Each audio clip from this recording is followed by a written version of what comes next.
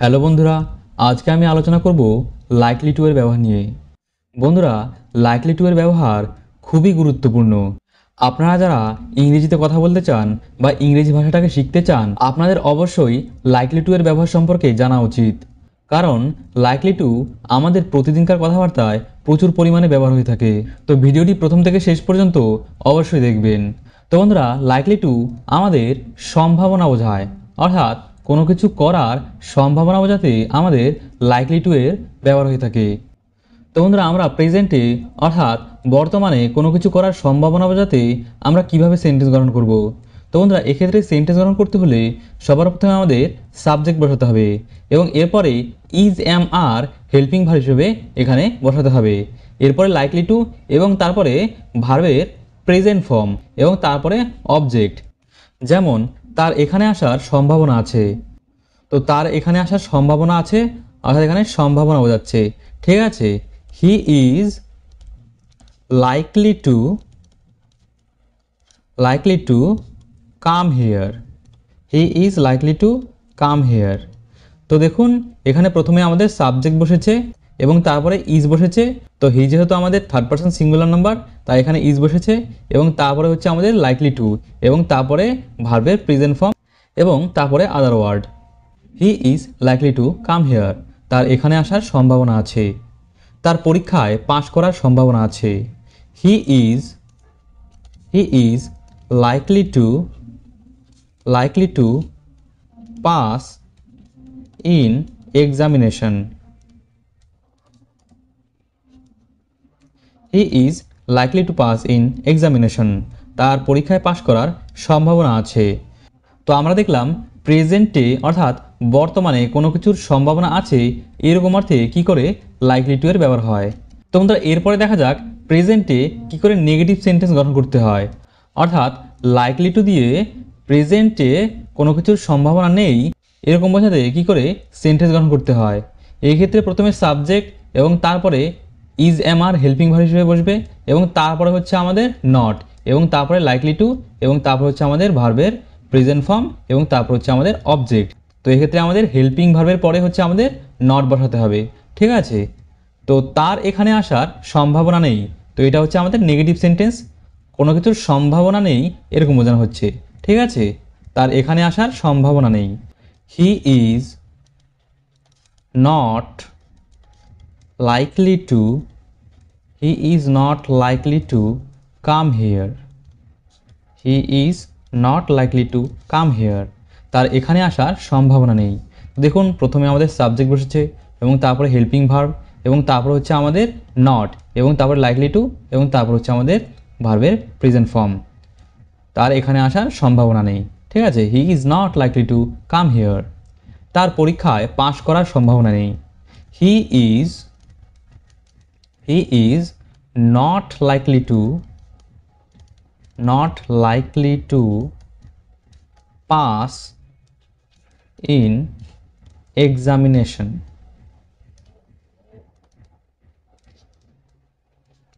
He is not likely to pass in examination. তার পরীক্ষায় পাশ করার সম্ভাবনা নেই। তো বন্ধুরা, এরপরে দেখা যাক যে পাস্টে অর্থাৎ অতীতে কোনো কিছুর সম্ভাবনা ছিল এরকম বোঝাতে কি করে লাইকলি টু এর ব্যবহার হয়। তো এক্ষেত্রে প্রথমে সাবজেক্ট এবং তারপরে হেল্পিং ভার্ব হিসেবে ওয়াজ অথবা ওয়ার বসবে এবং তারপরে লাইকলি টু এবং তারপরে ভার্বের প্রেজেন্ট ফর্ম এবং তারপরে অবজেক্ট বা আদার ওয়ার্ডস। তো বন্ধুরা, আপনাদের মাথায় প্রশ্ন আসতে পারে যে এখানে পাস্টের কথা বলা হচ্ছে, তবুও এখানে ভার্বের প্রেজেন্ট ফর্ম কেন? বন্ধুরা, আমাদের এখানে লাইকলি এর পরে টু আছে আর আমরা জানি টু এর পরে বেশিরভাগ ক্ষেত্রেই ভার্বের প্রেজেন্ট ফর্ম বসে।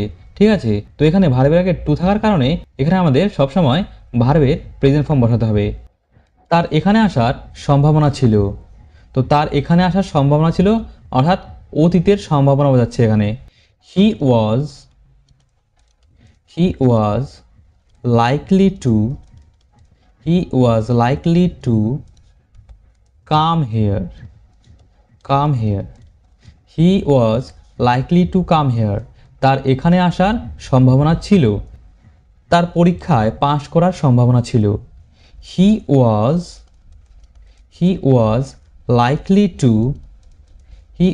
likely to pass in examination. Examination. তো বন্ধুরা আমি একই রকম এক্সাম্পল রেখেছি যাতে আপনাদের বুঝতে সুবিধা হয়। তো বুঝতে পেরেছেন কি করে পাস্টে সম্ভাবনা বোঝাতে লাইকলি টু এর ব্যবহার করা হয়। তো বন্ধুরা এরপরে দেখা যাক পাস্টে কোনো কিছুর সম্ভাবনা ছিল না এরকম বোঝাতে কি করে লাইকলি টু দিয়ে সেন্টেন্স গঠন করব। তো এক্ষেত্রে প্রথমে সাবজেক্ট এবং তারপরে ওয়াজ অথবা ওয়ার এবং তারপরে হচ্ছে আমাদের নট এবং তারপরে লাইকলি টু এবং তারপরে হচ্ছে আমাদের ভার্বের প্রেজেন্ট ফর্ম এবং তারপরে হচ্ছে আমাদের অবজেক্ট বা আদার ওয়ার্ডস। যেমন তার এখানে আসার সম্ভাবনা ছিল না, তো অতীতে কোনো কিছুর সম্ভাবনা ছিল না এরকম বোঝানো হচ্ছে he was not likely to, he was not likely to come here. He was not likely to come here, তার এখানে আসার সম্ভাবনা ছিল না। তো বন্ধুরা এখানে নট লাইকলি টু এর বদলে আপনারা আনলাইকলি টু এর ব্যবহার করতে পারেন। যেমন বলতে পারেন হি was unlikely to come here. তো বন্ধুরা এক্ষেত্রে আনলাইকলি নিজে যেহেতু একটি নেগেটিভ ওয়ার্ড তাই এখানে নট বসানোর কোনো দরকার নেই, ঠিক আছে। He was unlikely to come here, তার পরীক্ষায় পাশ করার সম্ভাবনা ছিল না। He was not likely to, he was not likely to pass in examination.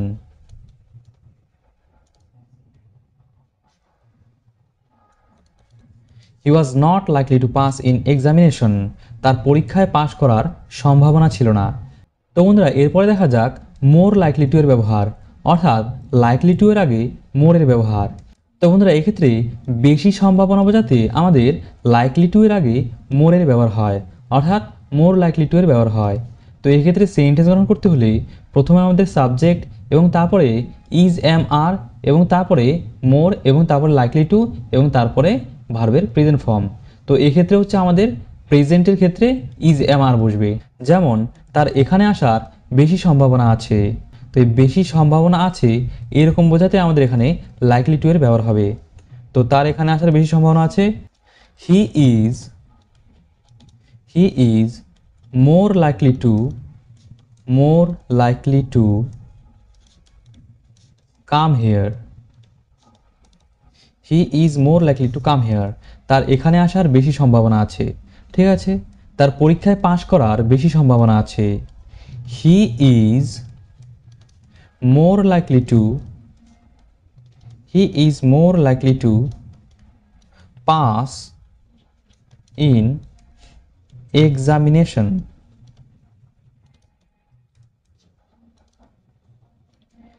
He is more likely to pass in examination, তার পরীক্ষায় পাশ করার বেশি সম্ভাবনা আছে।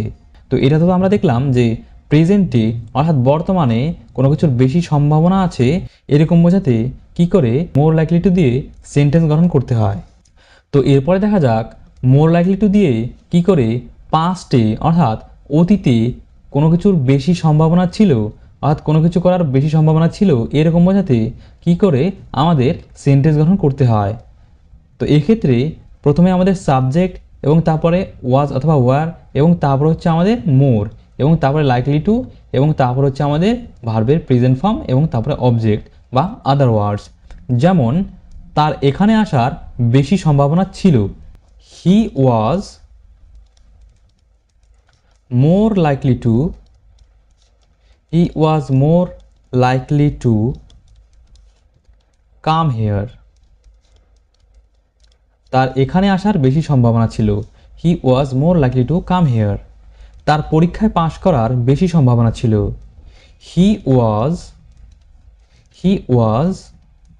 মোর লাইকলি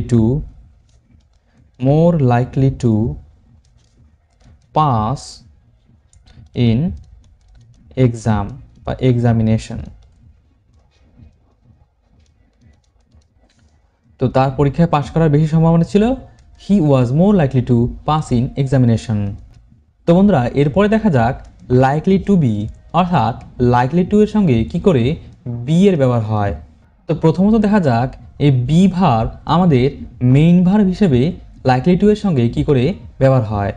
তো এক্ষেত্রে প্রথমে সাবজেক্ট এবং তারপরে ইজএমআর এবং তারপরে লাইকলি টু এবং তারপর হচ্ছে আমাদের বি ভার্ব। তো এক্ষেত্রে হচ্ছে আমাদের বি ভার্বই হচ্ছে আমাদের মেইন ভার্ব হিসেবে কাজ করবে এবং তারপরে হচ্ছে আমাদের অবজেক্ট। যেমন তার শিক্ষক হওয়ার সম্ভাবনা আছে, তো তার শিক্ষক হওয়ার সম্ভাবনা আছে, তো এখানে হওয়া বোঝাতে আমাদের বি ভার্বের ব্যবহার হবে। তো he is likely to be he is likely to be a teacher he is likely to be a teacher তার শিক্ষক হওয়ার সম্ভাবনা আছে। তোমার ডাক্তার হওয়ার সম্ভাবনা আছে। you are likely to be you are likely to be a doctor তোমার ডাক্তার হওয়ার সম্ভাবনা আছে। You are likely to be a doctor.